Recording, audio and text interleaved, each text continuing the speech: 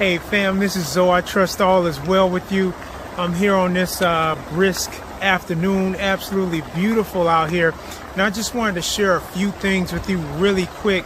This came up in my spirit that God will restore the years that the cankerworm is eaten.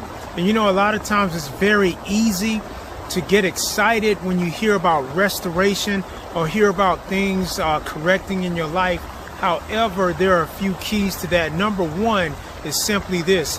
If you're going to get restoration, the first thing that you need to do is to make sure that you have a good supporting cast around you. Number one, somebody to encourage you in what you're doing, and also at the same time correcting you. All of us need adjustments from time to time, and you don't need a lot of yes people around you. You need somebody to tell you the truth about yourself and what you need to make adjustments with.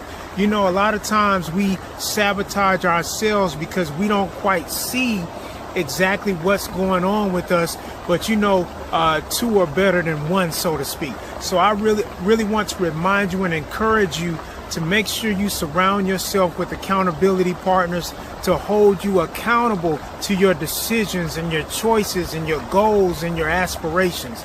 That's very important. And the next thing as well, don't try to do everything at one time. In other words, don't make a mountain out of a molehill. And one way to do that is to take one step at a time. God does things line upon line, precept upon precept. A lot of times in the Bible, when he promised somebody something, a lot of times he spoke through generations. In other words, with David, he didn't build the temple. His son Solomon did, but he gave him strategy as how it would be done. But at the same time, he said, you won't be the one to do it.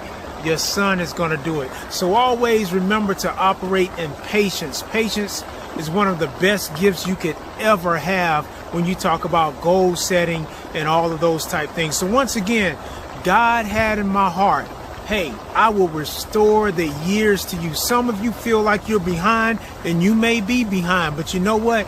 God can catch you up, but be anxious for nothing. Allow patience to have its perfect work.